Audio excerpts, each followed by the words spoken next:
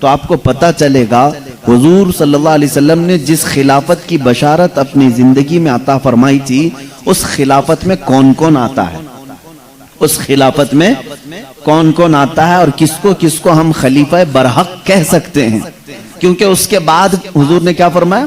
بادشاہت۔ اس کے بعد کیا ہے؟ بادشاہت۔ سیدنا ابو بکر صدیق رضی اللہ تعالیٰ عنہ نے مسند خلافت کو سنبھالا حضور اکرم صلی اللہ علیہ وسلم کی وفات کے بعد سے لے کر 2 سال 3 مہینے تک، تقریباً 2.5 سال سمجھ کر کے چلیں، 2 سال 3 مہینے حضرت ابو بکر صدیق رضی اللہ تعالیٰ عنہ خلافت پر رہے۔ حساب کرنا، آپ کیلکولیشن کرنا۔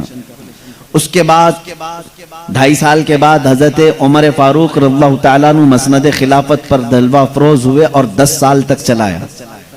10 سال تک اس نظام میں بہت تقویت آئی، کئی ممالک نئے فتح ہو کر کے دائرہ اسلام میں آئے۔ حضرت عمر فاروق رضی اللہ تعالیٰ عنہ کے 10 سال کے بعد اب ٹوٹل کتنے ہوئے؟ تقریباً 12.5۔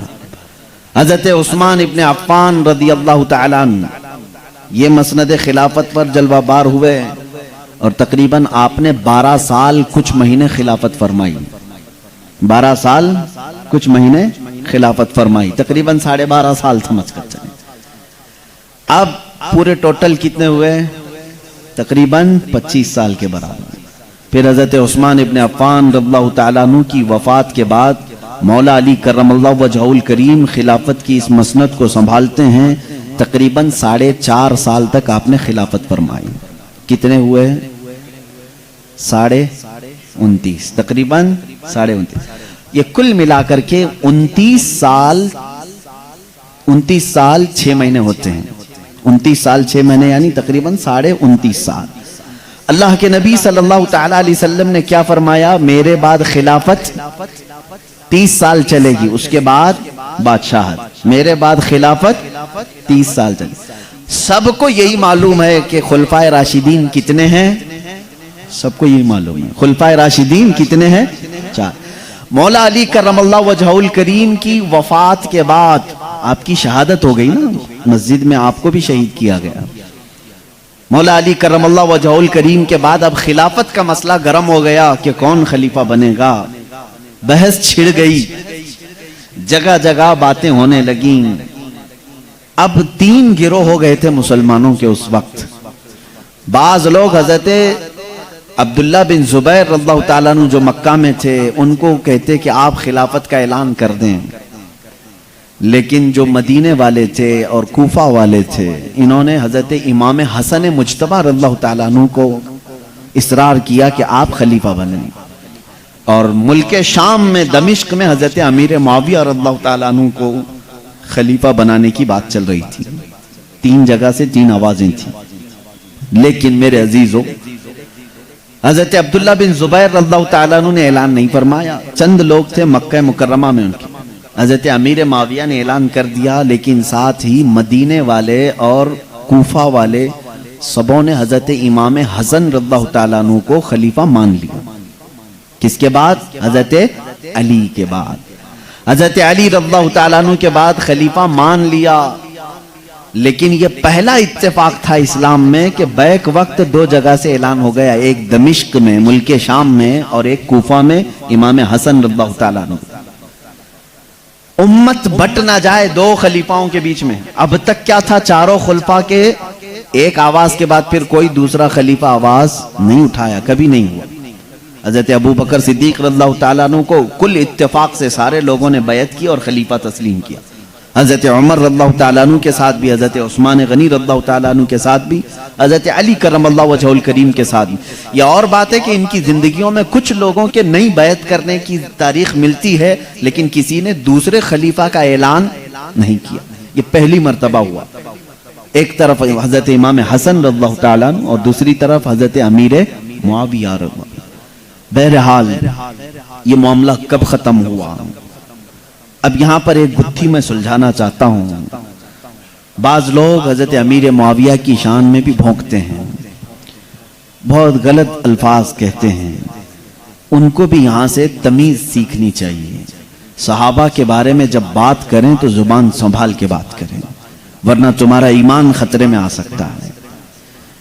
معاملہ یہ ہے کہ میرے آقا صلی اللہ علیہ وسلم نے فرما دیا میرے بعد خلافت 30 سال چلے گی، لیکن چاروں خلفاء 29.5 سال میں دنیا سے پردہ فرما چکے تھے۔ حضرت امام حسن نے اعلان کیا ٹھیک 6 مہینے کے بعد، حضرت امام حسن رضی اللہ تعالیٰ ٹھیک 6 مہینے کے بعد خود ملک شام گئے، دمشق گئے اور اپنی خلافت سے دستبرداری کا اظہار کیا کہ میں خلافت نہیں چاہتا، میں بھی امیر معاویہ کو خلیفہ تسلیم کرتا ہوں۔ دونوں کے درمیان کچھ ایگریمنٹ ہوئے، حضرت امیر معاویہ رضی اللہ تعالیٰ عنہ نے بھی ان کا احترام کیا، عزت فرمائی، ہر مہینے ان کے ہاں وظیفہ بھی جاری ہوا، اور اس طرح سے یہ سرد جنگ جو مسلمانوں کے درمیان میں دو جماعتیں نہ ہو جائیں، کس نے ختم کیا؟ حضرت امام حسن رضی اللہ تعالیٰ عنہ نے ختم کیا۔ بچپن میں میرے آقا صلی اللہ علیہ وسلم نے ان کو دیکھ کر کے ایک بار فرمایا تھا میرا یہ بیٹا مسلمانوں کی 2 بڑی جماعتوں میں صلح کرائے گا۔ حضرت امام حسن رضی اللہ تعالیٰ عنہ نے وہ صلح فرمائی اور اپنی خلافت سے دستبرداری کا اظہار کیا، اور کس کے حق میں خلافت چلی گئی؟ سب کو سمجھ میں آ رہی بات؟ میں سادے انداز میں سمجھانا چاہ رہا ہوں۔ حضرت امیر معاویہ رضی اللہ تعالیٰ عنہ پھر خلافت کا اعلان فرمائے، تقریباً سارے مسلمانوں نے ان کو خلیفہ تسلیم کیا، اور وہ 20 سال تک خلیفہ تھے۔ کتنے سال؟ بہت لمبے عرصے تک وہ خلیفہ رہے، 20 سال تک وہ رہے۔ اس سے پہلے بھی تقریباً 12 سال سے وہ گورنر بھی تھے۔ بڑی لمبی عمر انہوں نے اس چیز میں بتائی۔ اب مسئلہ یہاں پر یہ آتا ہے، میرے آقا صلی اللہ تعالیٰ علیہ وسلم کے فرمان کے مطابق میرے بعد خلفائے راشدین جو کہلائے جائیں گے ان کا زمانہ 30 سال کا ہوگا۔ 29.5 سال تک تو 4 خلیفاؤں کی زندگی گئی، باقی جو بچے 6 مہینے تھے وہ امام حسن مجتبیٰ نے پوری فرمائی۔ اس اعتبار سے اے سنیوں سمجھ لینا، وہ 4 خلفائے راشدین کے ساتھ 6 مہینے کا ایک اور خلیفہ راشد ہے جس کو دنیا یاد نہیں کرتی، وہ امام حسن مجتبیٰ ہے۔ وہ امام حسن مجتبیٰ رضی اللہ تعالیٰ عنہ، ہم ان کو خلیفہ راشد 5واں تسلیم کرتے ہیں، اس لیے کہ جو باقی 6 مہینے جو بچے تھے میرے آقا کے فرمان کے مطابق انہوں نے ہی پورے کیے۔ اور بعض لوگ کہتے ہیں یہ فضیلت تو امیر معاویہ کے بھی شان میں جانا چاہیے، کیونکہ 29.5 سال کے بعد انہوں نے بھی خلافت کا اعلان کیا، لیکن یہ بات فٹ نہیں بیٹھتی، اس لیے کہ وہ 30 سال کے بعد بھی خلیفہ تھے۔ حضور صلی اللہ علیہ وسلم کے فرمان کے 30 سال کے بعد بھی وہ 20 سال تک اور خلیفہ رہے، لیکن یہ بات آ کر فٹ بیٹھتی ہے تو امام حسن کی زندگی پر بیٹھتی ہے۔ امام حسن رضی اللہ تعالیٰ عنہ نے خلافت فرمائی 6 مہینے تک، اور اس کے بعد دستبرداری کا اظہار فرمایا۔ میرے عزیزو، یہ زمانہ ہے خلفائے راشدین کا۔ کل کتنا ہے؟ سب مسلمانوں کو یاد رہے گی نا بات، یہ 30 سال قیامت تک کے لیے روشن دلیل ہے۔ وہ 30 سال قیامت تک کے لیے مسلمانوں کے لیے دلیل ہیں، ان کی زندگیاں ہم سب کے لیے عبرت ہیں۔ کل میں نے 2 نفوس قدسیہ کی ذکر کیے تھے، حضرت سیدنا ابو بکر صدیق رضی اللہ تعالیٰ عنہ، حضرت سیدنا عمر ابن خطاب رضی اللہ تعالیٰ عنہ۔ آئیں چلتے ہیں بارگاہ عثمان ابن عفان رضی اللہ تعالیٰ عنہ۔ یہ وہ خلیفہ راشد ہیں کہ آپ خود اپنے طور پر اعلان فرماتے تھے کہ اے مدینے والو، اسلام میں آنے والوں میں 4تھے نمبر پر میں اسلام قبول کر چکا تھا۔ یعنی سب سے پہلے جو لوگ اسلام لائے تھے اس وقت 4تھے نمبر پر حضرت عثمان غنی اسلام قبول کر چکے تھے۔ حضرت عثمان غنی رضی اللہ تعالیٰ عنہ اتنے شروع میں اسلام لائے، اور وہ بھی اسلام کیسے لائے؟ حضرت ابو بکر صدیق رضی اللہ تعالیٰ عنہ کی دعوت پر اسلام لائے تھے۔ آپ بڑے شریف النفس تھے، طبیعت کے بہت شریف تھے، اس وقت بھی آپ بڑے مالدار تھے جب آپ اسلام نہیں لائے تھے۔ آپ کا خاندان رسول کریم صلی اللہ تعالیٰ علیہ وسلم کے خاندان سے ملتا ہے، آپ حضور صلی اللہ تعالیٰ علیہ وسلم کی سگی پھوپھی کے نواسے بھی تھے۔ حضرت سیدنا عثمان غنی رضی اللہ تعالیٰ عنہ کے ساتھ حضور صلی اللہ علیہ وسلم کے کئی رشتے ہیں۔ باپ کی طرف سے عبد مناف میں جا کر کے حضور کا سلسلہ ان سے مل جاتا ہے، اور ماں کی طرف سے ان کی ماں حضرت حضور صلی اللہ علیہ وسلم کی سگی پھوپھی کی بیٹی تھی۔ اور تیسرا رشتہ یہ ہے کہ حضور اکرم صلی اللہ علیہ وسلم نے 1 نہیں 2 بیٹیاں ان کے نکاح میں بھی دی تھی۔ ان کا ایک لقب ہے معلوم ہے، ذو النورین۔ آپ کہیں شبہ میں نہ پڑ جائیں کہ 2 بیٹیاں 2 بہنیں ایک نکاح میں کیسے آ گئیں، ایسے نہیں ہے۔ پہلے رسول کریم صلی اللہ علیہ وسلم نے اپنی صاحبزادی حضرت رقیہ کا نکاح حضرت عثمان سے کیا، حضرت رقیہ رضی اللہ تعالیٰ عنہ کے ساتھ نکاح ہونے کے بعد وہ بیمار ہوئی. جنگ بدر کے موقع پر حضرت عثمان غنی رضی اللہ تعالیٰ عنہ بدر میں شریک نہیں تھے, مدینے میں ہی رہے, اور اسی وقت حضرت رقیہ کا انتقال ہو چکا تھا. جب میرے آقا صلی اللہ علیہ وسلم جنگ بدر میں تھے, واپس جب تشریف لائے تو حضرت عثمان غنی کو بڑا مغموم دیکھا, بہت ہی رنجیدہ دیکھا. حضور اکرم صلی اللہ علیہ وسلم نے اپنی دوسری بیٹی کو ان کے نکاح میں دیا. وہ تھی حضرت ام کلثوم رضی اللہ تعالیٰ عنہ. حضور اکرم صلی اللہ علیہ وسلم کی 4 صاحبزادیاں ہیں. حضرت سیدہ زینب سب سے بڑی ہیں, دوسرے حضرت رقیہ, تیسرے حضرت ام کلثوم, چوتھے سیدہ کائنات فاطمۃ الزہرا رضی اللہ تعالیٰ عنہ. چاروں کی شادیاں ہوئیں اور بیٹے حضور صلی اللہ علیہ وسلم کے 3 تھے, لیکن تینوں بچپن میں ہی انتقال کر چکے. حضرت عبداللہ, حضرت ابراہیم, حضرت قاسم, یہ تینوں صاحبزادے حضور صلی اللہ علیہ وسلم کی گود میں ہی وفات پا چکے. ایک بڑے بزرگ نے مجھے ایک بات فرمائی تھی, جب ہمارے گھر میں بچی کی ولادت ہوئی تھی تو انہوں نے یہ بات فرمائی تھی, حضور اکرم صلی اللہ تعالیٰ علیہ وسلم کو اللہ تعالیٰ نے دونوں نعمتوں سے نوازا تھا, بیٹوں سے بھی اور بیٹیوں سے بھی. لیکن ایک بات سمجھ لو کہ بیٹا ہونا حضور کی سنت ہے, یعنی بیٹے کا باپ ہونا حضور کی سنت ہے, لیکن بیٹی کا باپ ہو کر کے زندگی گزارنا یہ حضور کی سنت ہے.